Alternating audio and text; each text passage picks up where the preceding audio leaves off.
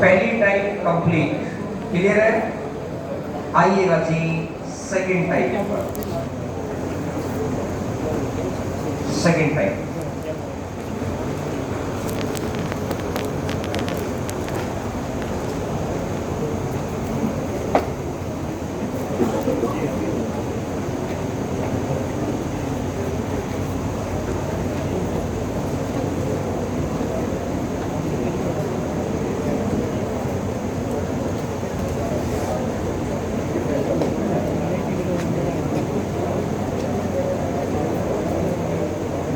To की power x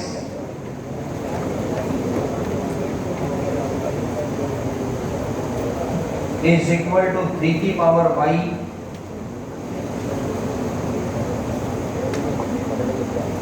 is equal to 6 की power minus z। 2 की power x is equal to 3 की power y equal to 6 की power minus z। तो आपको बताना है 1 upon x plus 1 upon y plus 1 upon z। अब ध्यान से समझिएगा पहले क्वेश्चन। पहले जो भी नंबर दे रखे हैं ना, इनमें एक रिलेशन आपको अपने आप बनाना पड़ेगा कि रिलेशन क्या बनेगा। रिलेशन ये बनेगा भाई 2 into 3 is equal to 6। Relation ये बन गया, रिलेशन बन गया है 2 into, चलो पहले तो पूरा बेस से ही बता देता हूँ। जब भी दो से ज्यादा चीजें आपस में बराबर होती है तो इनको कोई भी कांस्टेंट वैल्यू के बराबर मानो, कोई भी कांस्टेंट वैल्यू की भी संख्या किसी न किसी के बराबर रही। तो मैंने मान लिया 2 की power x is equal to भी के बराबर है, 3 की power y is equal to भी के बराबर है, और 6 की power minus z is equal to भी के बराबर है।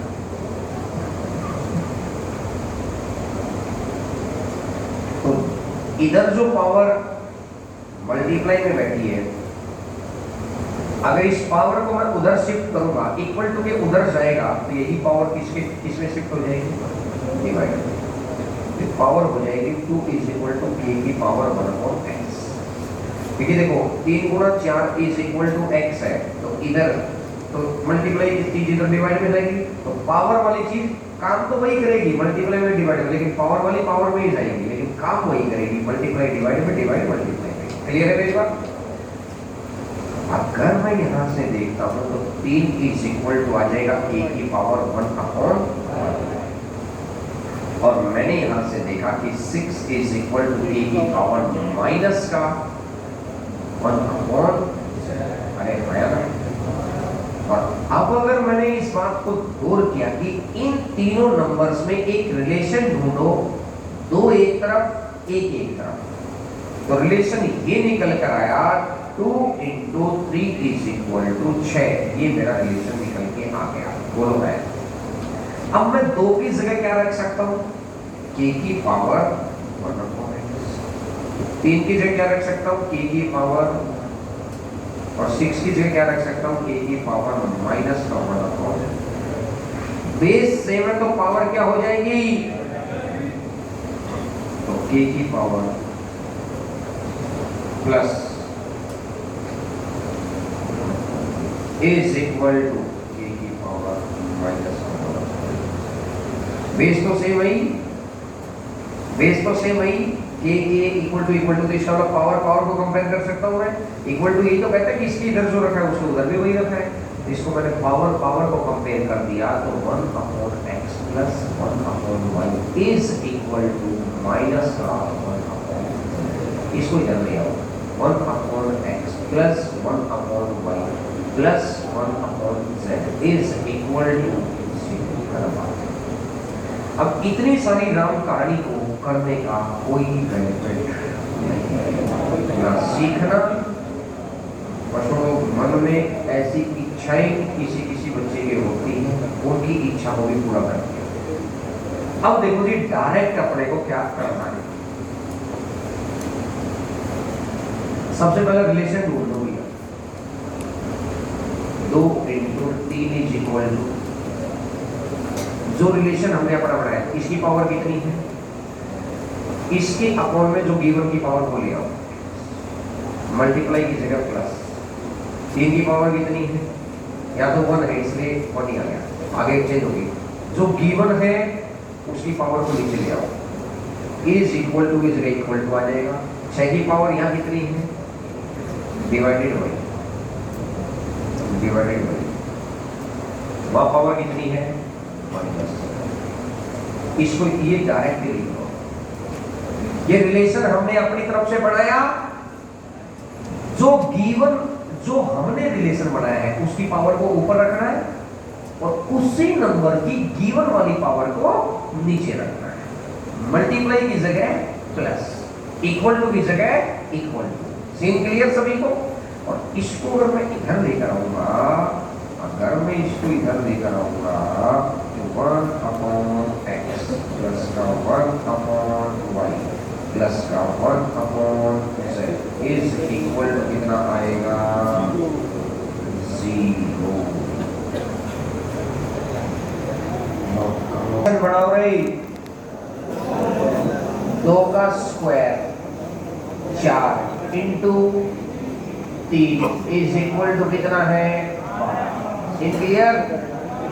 तो यहाँ पावर कितनी है, 2, जो हमने रिलेशन बनाया उसकी पावर ऊपर, गिवन की पावर नीचे, प्लस हमने रिलेशन बनाया उसकी पावर ऊपर, गिवन की पावर नीचे, is equal to 1/z 2yx, 2yx, तो ये आ जाएगा x y अपॉन में 2y plus x is equal to,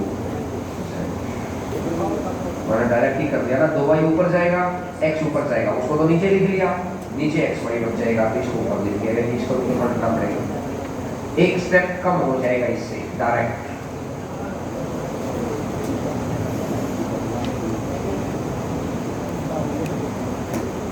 क्या बात पकड़ में आई रहे, आ गई तो 18वां नंबर क्वेश्चन का, 2 की पावर 3 इंटू 3 की पावर 2 इज इक्वल टू 8 में 72, 8 में 72, बात क्लियर है।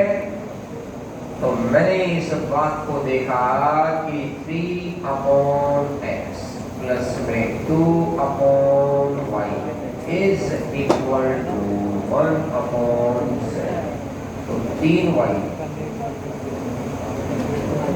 प्लस का 2x और ऊपर xy इज इक्वल टू,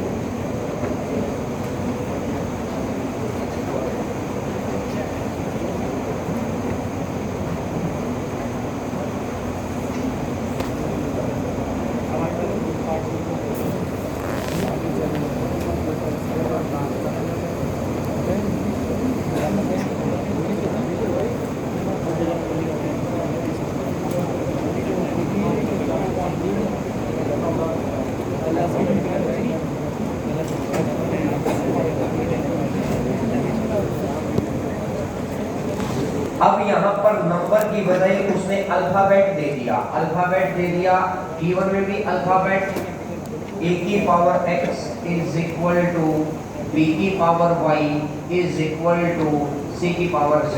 अभी हमने क्वेश्चन इतना ही पढ़ा, अगर यही चीज नंबर में होती तो रिलेशन हमें खुद बनाना पड़ता, 2-3 क्वेश्चन करके आए हैं, लेकिन ये चीज अगर अल्फाबेट में आ गई तो रिलेशन हम तो बना ही नहीं सकते ना, ये तो अपने लिए बेनिफिट हो गया, वो पक्का रिलेशन और देगा अपने को, तो उसने रिलेशन दे दिया, b की power 4 is equal to a की पावर 3 इंटू c, तो a की पावर 3 अपॉन में प्लस c की पावर 1 अपॉन में इज इक्वल टू b की पावर, ये तो अपने लिए बेनिफिट हो, ये रिलेशन हमें बहुत खुद बनाना पड़ता था, अगर ऊपर अल्फाबेट चीज दे देगा, अलजेब्रिक चीज दे देगा, तो ये रिलेशन हमें को नहीं बनाना, उसको खुद ही दे देगा। अब आपको z की वैल्यू चाहिए है, z की वैल्यू चाहिए, z को इधर ही रखो, इसको इधर ले जाओ, इसको इधर ले जाओ, तो माइनस आ गया, -3/x 4x - 3y, ये तो नीचे रखो, 4x - 3y और नीचे आ जाएगा ऊपर आ जाएगा x y, यह दिख रहा है। Question number 20 number.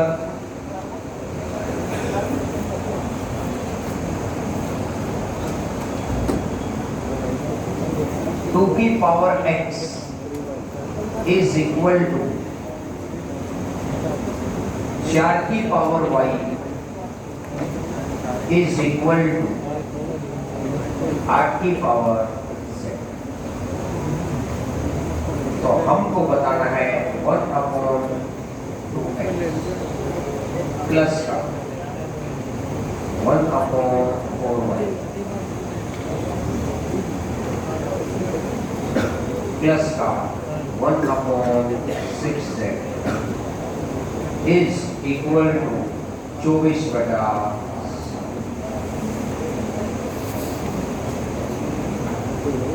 तो भैया मेरे, अगर मैं ऊपर वाले पार्ट से देखूं तो इसको मैं ऐसा लिख सकता हूं 2 की पावर 2, और मैं ऐसा लिख सकता हूं 2 की पावर 3। बोलो है। इक्वल टू का साइन ये कहता है बेस में चीजें सेम है, तो इसका मतलब यहां से रिलेशन ये बनकर उभरा कि x equal to 2y equal to 3z। मुझे बताओ आएगा ये रिलेशन। यहां से सबसे पहले मैंने पावर को चेंज कर लिया, और पावर को चेंज करने के बाद हमने ऊपर को कंपेयर कर दिया। क्लियर है मेरी बात? अब मुझे आंसर निकालना है z का। जिसमें भी आंसर निकालना है उसके बाकी की दोनों चीजों को गायब कर दो। x इक्वल टू कितने z है? तो 2x इक्वल टू कितने z हो जाएगा?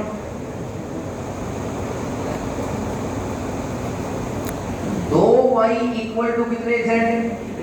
2y से 4y कितने गुणा? 2y से 4y कितने गुणा? तो 3 का 2 गुणा में कितना हो जाएगा? 60 में कितना हो जाएगा? 6 इज इक्वल टू कितना है? 24/। 6 कितना आ जाएगा? 3 इज इक्वल टू 24/3 से काटा z ऊपर बाकी है, तो z इज इक्वल टू आ जाएगा 7/। z की वैल्यू निकालनी है तो x भी गायब कर दो, y भी गायब कर दो। सबसे पहले बेस से बढ़ाओ। ये जो पावर का केस है ना, कंपेयर तभी तो हो पाएगा जब बेस सेम होगा, और बेस सेम होने के बाद जो गिवन पार्ट है इसी में रिप्लेसमेंट ढूंढो। हमें वैल्यू z की निकालनी है, तो इसका मतलब x को भी हटाना पड़ेगा, y को भी हटाना पड़ेगा। तो x इक्वल टू 3z है, तो यहाँ 2x थे, यहाँ 6z हो। 2y इक्वल टू 3z है, तो 4y, यहाँ 4y है ना, नीचे 4y, तो 2y की जगह 3z और अगले 2y की जगह 3z, तो टोटल 6z हो गए, और ये ऑलरेडी z है, तो बात खत्म। x की वैल्यू निकालनी होती तो हर किसी को x में कन्वर्ट कर देते, z की वैल्यू निकालनी है तो हर किसी को z में कन्वर्ट कर दिया। बात समझ में आ गई भाई?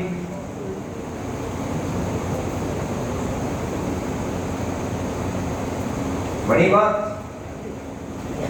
अब तुम्हारी कैपेसिटी 1 घंटे से 1.5 घंटे, सोचो वो तो सिखाई थी, मुझे याद है, नहीं सिखाई? क्या बात करते हैं, सिखाई होगी ऐसा कैसा होगा? a इक्वल टू b की power x, a equal to b की पावर x,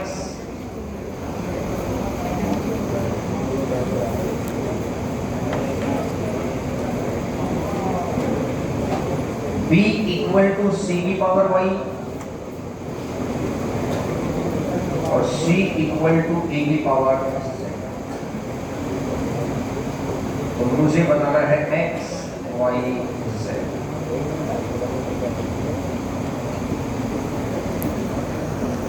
तो भैया मेरे c देखो, इसको इसमें कन्वर्ट करते हैं, पहले तो लिखना फिर डायरेक्ट बता दूंगा। कि सब चीजों का डायरेक्ट फेल बहुत जरूरी है, डायरेक्ट के बगैर कुछ नहीं। तो अगर अपन इस बात को गौर से देखें, अगर मैं C की जगह की तरह रख सकता हूं, तो क्या मैं इस बात को ऐसा लिख सकता हूं कि B is equal to C की जगह में कितना रख सकता हूं? A की पावर, तो A की पावर Z और क्या बात क्लियर है? C की जगह मैंने बस इस वाले पार्ट की जगह A की पावर Z रख दिया, ऊपर y एंटिटीज। अच्छा जी, B की जगह में कितना रख सकता हूं? B की पावर है, तो A is equal to, B की जगह मैंने रख दिया A की पावर Z और y, और बाकी ऊपर जो भी है वो एंटिटीज। इक्वल टू ये कहता है कि जो चीज लेफ्ट हैंड साइड में है वही चीज राइट हैंड साइड में है। बोलो भैया आया, तो इसकी पावर कितनी आई? 1 is equal to x y z, 1 is equal to x y z। एक तरीका तो हो गया ये, नोट कर दो पहले इस बात को, फिर मैं डायरेक्ट बता दूं। डायरेक्ट यहां से यहां पहुंच,